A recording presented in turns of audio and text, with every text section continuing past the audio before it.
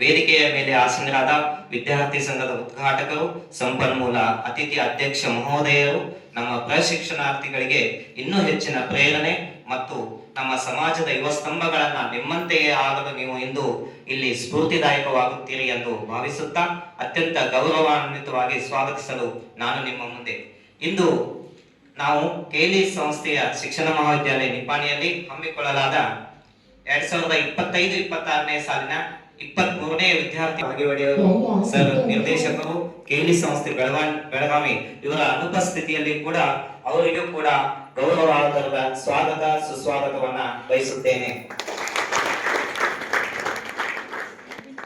ಅದೇ ರೀತಿಯಾಗಿ ಈ ಒಂದು ಕಾರ್ಯಕ್ರಮದಲ್ಲಿ ಉದ್ಘಾಟಕರಾಗಿ ತಮ್ಮ ಮುಂದೆ ಹೇಳ್ತಾ ಇದ್ದೀನಿ. ಡಾಕ್ಟರ್ ಜಿಆರ್ ಅಂಗಡಿ ಸರ್ ಅವರು ಮೂಲತಃ ಕೊಪ್ಪಳ ನಾಡಿನವರು, ನಮ್ಮ ಪ್ರಾಚಾರ್ಯರ ಊರಿನವರೇ ಅಂತಾನೂ ಹೇಳ್ಬೋದು. ಹಾಗಾಗಿ ಅವರು ಪ್ರಸ್ತುತವಾಗಿ ಕೇಂದ್ರೀಯ ವಿಶ್ವವಿದ್ಯಾಲಯ ಕಲಬುರಗಿಯಲ್ಲಿ ಮುಖ್ಯಸ್ಥರಾಗಿ ಡೀನರಾಗಿ ಕಾರ್ಯವನ್ನ ನಿರ್ವಹಿಸ್ತಾ ಇದ್ದಾರೆ. ಅದರ ಜೊತೆಗೆ NCTA ನಮ್ಮ ಒಂದು ಶಿಕ್ಷಕರ ಪ್ರಶಿಕ್ಷಣದ ಒಂದು ಸಂಸ್ಥೆ ಏನಿದೆ ಆ ಸಂಸ್ಥೆಯಲ್ಲಿ ಕೂಡ SRC ಮಾಡಿದ್ದಾರೆ. ಉತ್ತಮವಾದಂತಹ ಭವಿಷ್ಯವನ್ನು ರೂಪಿಸಿಕೊಳ್ಬೇಕು.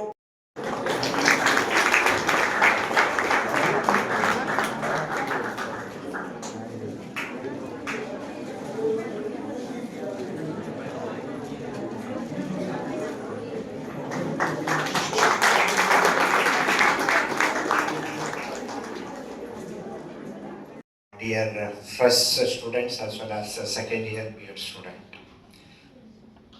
it is very auspicious day for you in your life as well as in your career, as your principal has made a pledge. You took that pledge, how it would be as well as for yourself at larger society.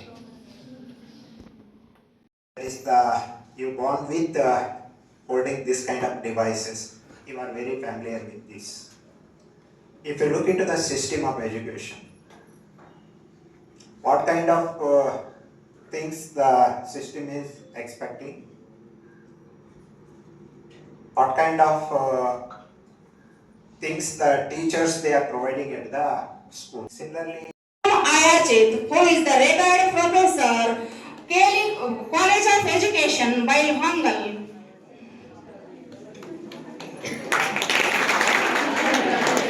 Thank you very much, sir.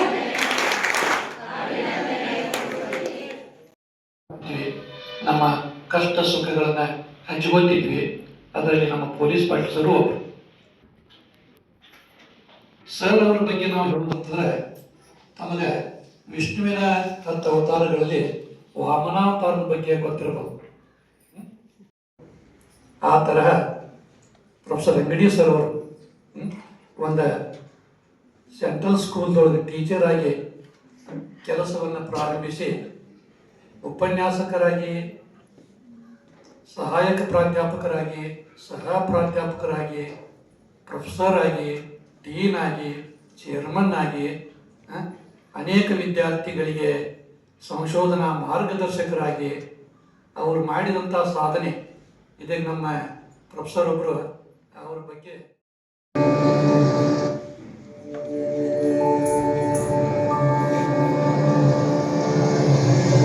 ಜಗದ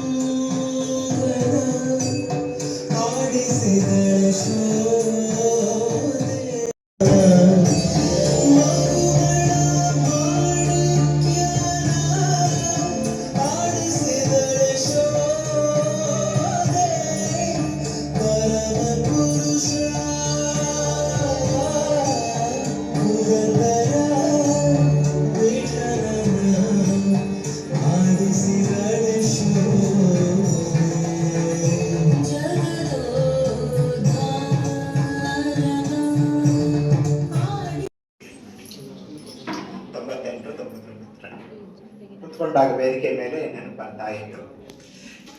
ನಿಮ್ಮ ಪ್ರಿನ್ಸಿಪಾಲ್ರು B police Patil sir ಅವರು ಅವಾಗ teaching ಸೆಲೆಕ್ಷನ್ಗೆ interview ಕೊಟ್ಟು ನಮಗೆ ಪಾಠ ತಗೊಳ್ತಾ ಇದ್ರು.